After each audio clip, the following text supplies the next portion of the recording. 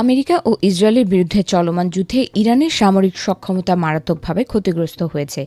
বিশেষ করে ২০২৫ সালের জুনে ১২ দিনের সংক্ষিপ্ত যুদ্ধ এবং বর্তমান সংঘাতের ফলে ইরানের আকাশ প্রতিরক্ষা ব্যবস্থা ও কমান্ড কাঠামো তছনছ হয়ে গেছে।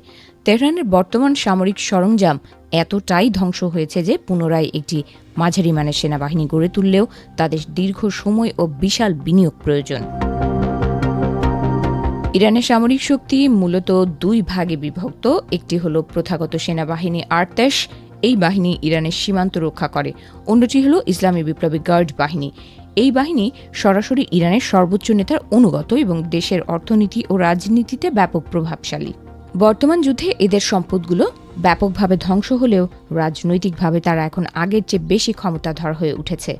তবু পুনর্গঠনের জন্য নতুন ট্যাঙ্ক, যুদ্ধবিমান, ক্ষেপণাস্ত্র ব্যবস্থা ও আধুনিক প্রযুক্তি প্রয়োজন। আর এসবের জন্য বিপুল অর্থ প্রয়োজন। জাতিসংঘের অস্ত্র নিষেধাজ্ঞা ও পশ্চিমা বিশ্বের বাণিজ্যিক নিষেধাজ্ঞায় জর্জরিত ইরানের জন্য যা বেশ কঠিন বলে মনে করা হচ্ছে। তবে জাতিসংঘের অস্ত্র নিষেধাজ্ঞা সত্ত্বেও চীন, রাশিয়া ও উত্তর কোরিয়া দীর্ঘদিন ধরে ইরানকে সামরিক সহায়তা দিয়ে আসছে। চীন গত ২ দশক ধরে ইরানকে উন্নত জাহাজ বিধ্বংসী ক্ষেপণাস্ত্র তৈরিতে সাহায্য করছে। এই ক্ষেপণাস্ত্রগুলো মার্কিন বিমানবাহী রণতরী ধ্বংস করার ক্ষমতা রাখে। চীন মূলত হাংডু এভিয়েশন এন্টারপ্রাইজের নকশা করা ক্ষেপণাস্ত্রগুলো ইরানকে দিয়ে তৈরি করাচ্ছে, যেগুলো উৎপাদন করছে ইরানের অ্যারোস্পেস ইন্ডাস্ট্রিজ অর্গানাইজেশন। পাশাপাশি রাশিয়ার সঙ্গেও ইরানের সামরিক সম্পর্ক রয়েছে।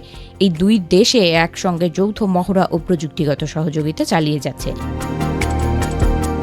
তবে বাস্তবতা হলো এই দেশগুলোর পক্ষেও ইরানকে বড় আকারের সহায়তা দেওয়া সহজ নয়। রাশিয়া নিজেই দীর্ঘযুদ্ধের কারণে অর্থনৈতিক চাপে আছে। উত্তর কোরিয়ার সক্ষমতাও সীমিত।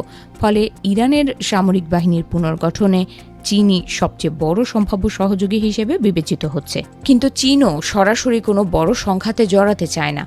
মূলত নিজেদের অর্থনৈতিক স্বার্থ এবং জ্বালানি বাজারের স্থিতিশীলতাকে অগ্রাধিকার দেয় বেইজিং।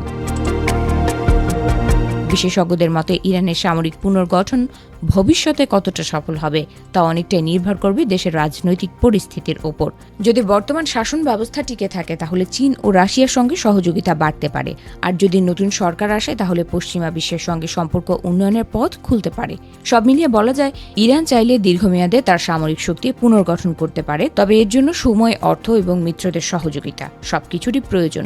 বর্তমান পরিস্থিতিতে দ্রুত আগের অবস্থানে ফিরে যাওয়া ইরানের জন্য বেশ কঠিন বলেই মনে করছেন বিশেষজ্ঞরা।